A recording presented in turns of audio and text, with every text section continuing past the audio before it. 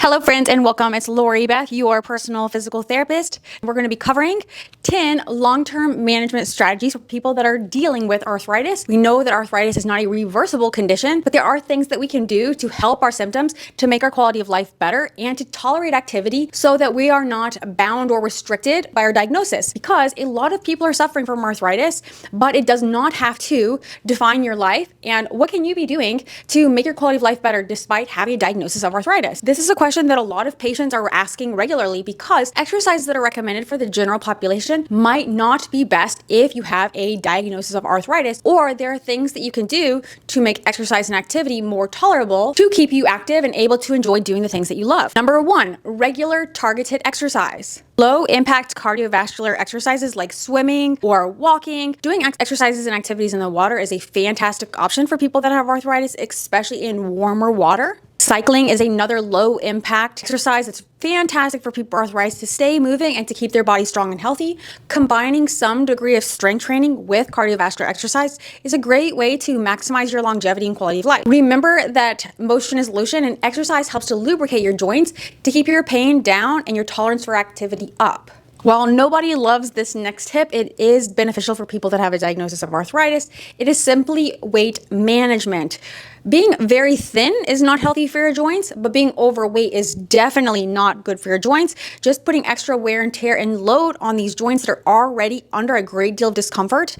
Having a good, healthy body weight is beneficial for your longevity in every single way. Being underweight is not healthy, but being overweight is definitely not healthy either. And it's really hard on your joints if you have arthritis. It's important to consider that for every pound of body weight that you carry, it's an additional 4 pounds of stress on the knee with every single step you take. And not just the knee, but you're adding extra wear and tear and load to all of your joints. Even a moderate amount of weight loss is going to improve your tolerance of activity and decrease the stress you're putting on your joints when you're performing exercises and activities. It also helps to decrease the wear and tear in the long term that you're putting on your joints. It's also beneficial to consider anti-inflammatory nutrition. Diets rich in omega-3s and colorful vegetables, lean proteins, and whole grains can be very beneficial if you're trying to make every single choice count. Often, the decisions that are great for the general population are good for people that have arthritis, with some minor exceptions. Having anti-inflammatory diet can help reduce the systemic inflammation on your body overall. Very beneficial, and one of the most common pieces of advice that I give for anyone asking me for tips and tricks for diet to have a better diet plan for body composition, which means how you carry your weight. How much of your weight is muscle, how much of your weight is fat, and what's the right composition for your body type. It's always great to limit your processed food intake. Having more whole foods in your diet is incredibly beneficial. Decreasing the sugars that you're consuming, unless there's some reason why you might need to be increasing your sugars, which that is very unlikely for the general population, and also decreasing your processed food intake. Real food should be what you're consuming the most of, healthy fats, where you can say that is chicken, that is steak, that is a potato, that is a tomato, where you can say that is what that is, versus processed foods that can stay in your cabinets or on your cupboards for a long period of time without changing color, taste, texture, etc.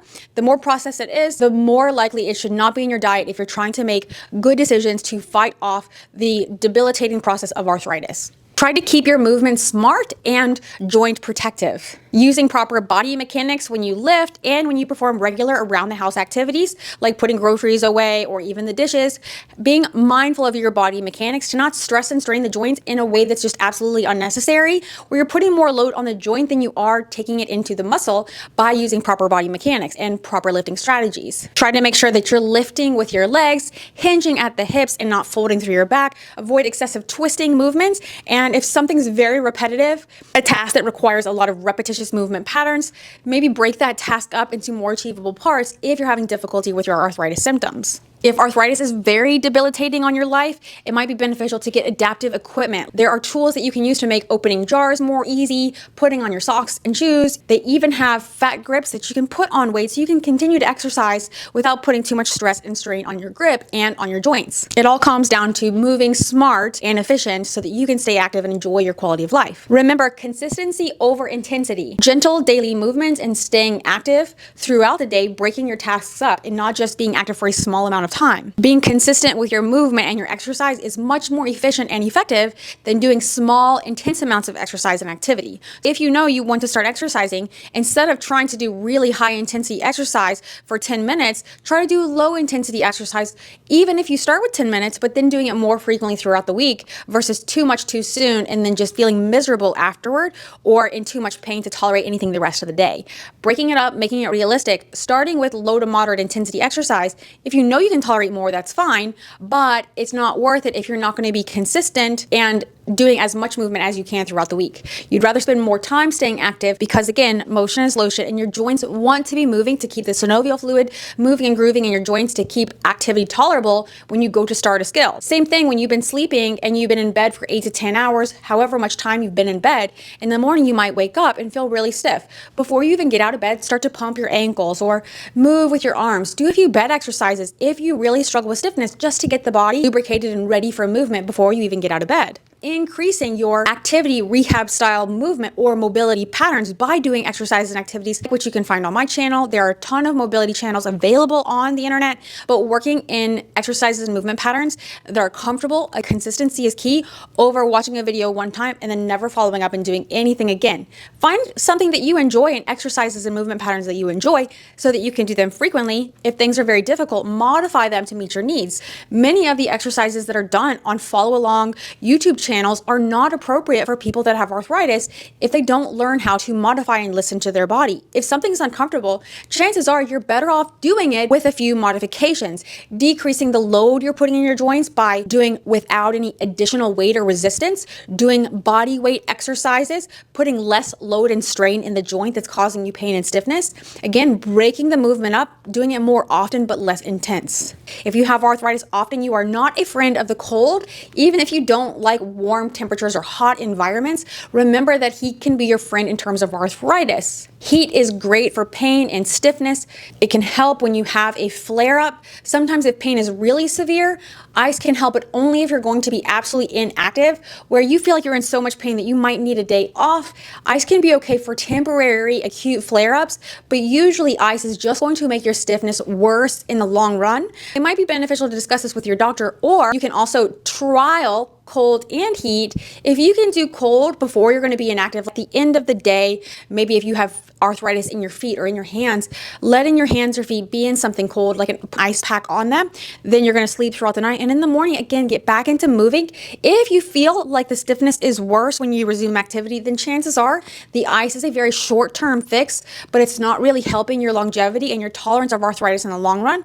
Normally, you just want to keep the body moving, and ice is going to cause the inflammation to subside, but it's also going to increase the stiffness and pain when you go to move again. If you do ice, do it on a trial basis. See if after you have some period of rest, whether it's overnight when you're sleeping or when you're watching a movie and then you're stationary for some period of time, get moving again. Did it really help you?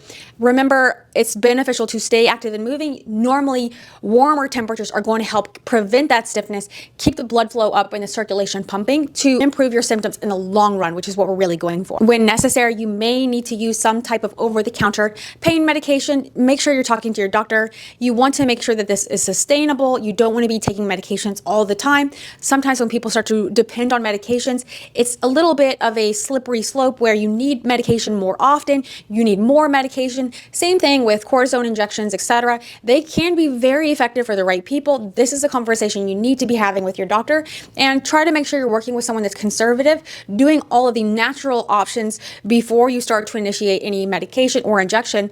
I have seen patients get cortisone injections and they were really appropriate for it. Their activity improved tremendously, or they could barely do anything, and then with the injection they could really work on being active and exercising, putting the ball in play for them to start doing their rehab, tolerate the exercise, and improve their foundation so that once the injection wore off, they had more to work with. Making sure you're using these things effectively, efficiently, and communicating closely with your doctor, especially having someone that's conservative, utilizing natural resources and things that you can do more regularly and sustainably without increasing your dependence on a substance like a drug or a medication. Keeping your stress low and your sleep quality high are other really effective ways to improve your health overall, but of course it's good for your arthritis symptoms and helping you tolerate the debilitating process of having arthritis. Yoga, meditation, and structured sleep are all great ways to decrease your stress, improve your sleep quality, and improve your tolerance of your diagnosis to maintain a good quality of life. There are community and support systems available, trying to stay active, finding walking groups, and maybe linking up with people that also have a diagnosis of arthritis. What are they doing to stay active and maintain their quality of life? Because it's good to hang out with these types of people that are staying active and not letting their diagnosis beat them. Yes, there's going to be good and bad days, but you want to be around people in a community of people that are going to be supportive, uplifting, and encouraging.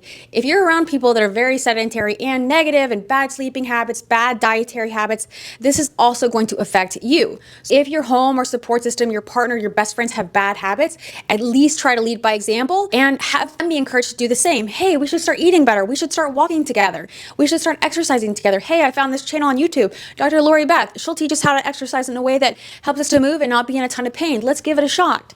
Being around people that are going to encourage, edify, support you, and uplift you is a really simple, effective, and useful tool that I think is beneficial for everybody, especially people with arthritis. Try to have a long-term mindset. Unfortunately, arthritis is not a quick fix. I wish it was. I really do wish it was, but it's not. And every time my dad asks me about his arthritis, I wish I could just make it go away. But unfortunately, that's not the case. I really wish it was. Try to build habits that are going to help you in the long term, staying active, not overdoing exercise and activity, not overloading your joints, having anti-inflammatory dietary decisions, consistent movement.